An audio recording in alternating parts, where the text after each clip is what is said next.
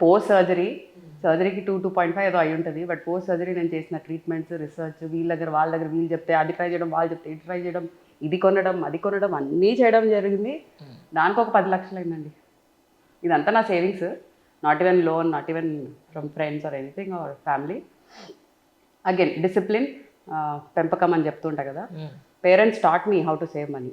వాళ్ళు లేకపోయింటే ఈ క్రంచ్ టైంలో ఉండరు. మా అన్నే ఉన్నారు సపోర్ట్ చేయడానికి. పేరెంట్స్ కూడా గోల్డ్ అమ్ముకుంటారు, ఇల్లు అమ్ముకుంటారు. హెల్త్ ఇంపార్టెంట్ కాబట్టి ఏమైనా చేస్తారు. But I could survive my own self. I don't have any regrets. Tension లేకుండే. అది కదా. ఇప్పుడు కూడా it took me 2 years to get back to work. So 2 years I was not even working. So I felt worthless అయిపోయాను నేను. Because నాకు ఫిజికల్గా పట్టేసుకుంది body. Restrictions వచ్చేసాయి. ఇది చేయొద్దు, అది చేయొద్దు, అది చేస్తే ఇది చేయొద్దు. సో ఇప్పుడు ఐ కేమ్ 4-5 ఒపీనియన్స్ కూడా వేరే వేరే ఎక్స్పర్ట్స్ తీసుకోవడం జరిగిన తర్వాత they are like you have to do a surgery. ఇంకో సర్జరీ చేయాలి.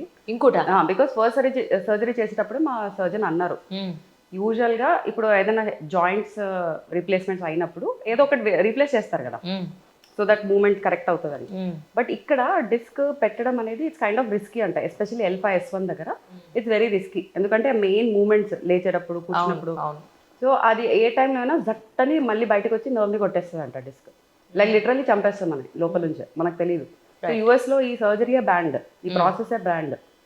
సో అందుకే మా డాక్టర్ అన్నారు, నీకు ఇర్రెసిస్టిబుల్గా పెయిన్ ఉండి నీ కండిషన్ అస్సలు బాగాలేదంటే 3-4 yearsలో మళ్ళీ సర్జరీ చేసుకోవాలి అన్నారు.